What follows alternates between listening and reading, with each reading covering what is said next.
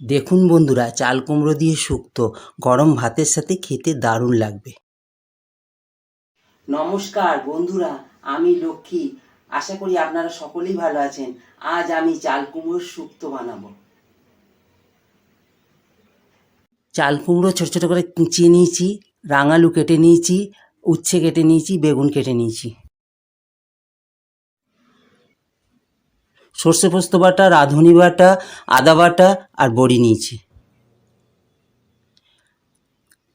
জিরের গুঁড়ো, ধনের গুঁড়ো, হলুদ গুঁড়ো, ফোড়নের জন্য শুকনো লঙ্কা আর পাঁচফোড়ন, লবণ, চিনি। কড়াই তেল দিলাম, বড়িটা ভেজে নিলাম।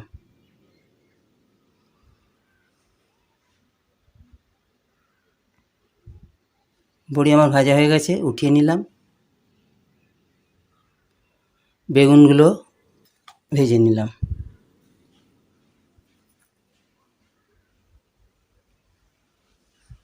একটু লবণ দিলাম, একটু হলুদ দিলাম। লবণ হলুদ দিয়ে বেগুনটাকে আমি ভেজে নিলাম। বেগুন ভাজা হয়ে গেছে, উঠিয়ে নিলাম।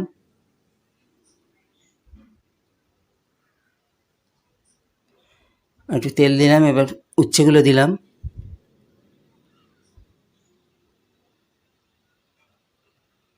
একটু লবণ আর হলুদ দিয়ে উচ্ছেগুলোকে ভেজে নিলাম।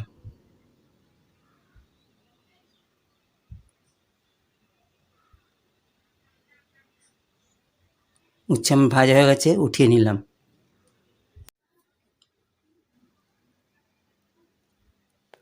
পাঁচফোড়ন, শুকনো লঙ্কা ফোড়ন দিলাম।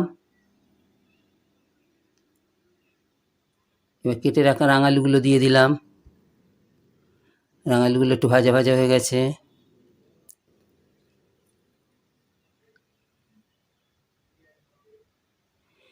জিরের গুঁড়ো দিলাম,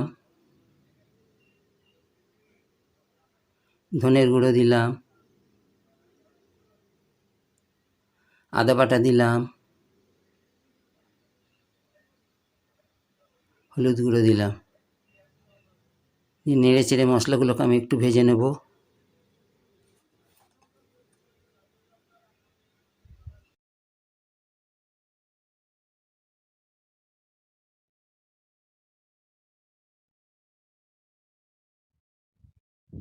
রাঁধুনি বাটা দিলাম।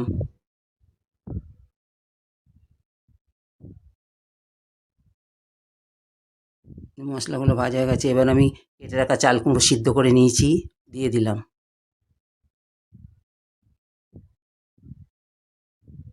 সর্ষে পোস্ত বাটা দিলাম।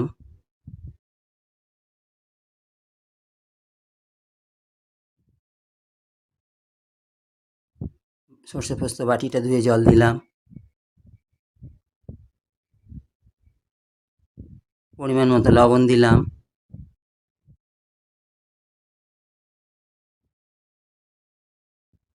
ভেজে রাখা বড়িগুলো দিয়ে দিলাম।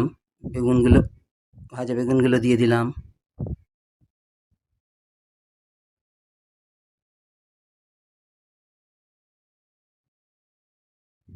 5 মিনিটের জন্য ঢাকা দিলাম। 5 মিনিট হয়ে গেছে, আমি ঢাকা খুললাম। ভেজে রাখা উচ্ছেগুলো দিলাম।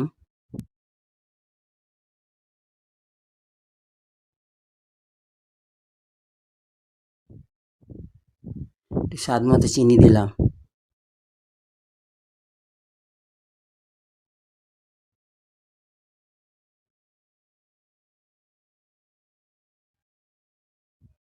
একটু 2 মিনিটের মতো ঢাকা দিলাম। ঢাকা খুললাম। শুক্তো আমার হয়ে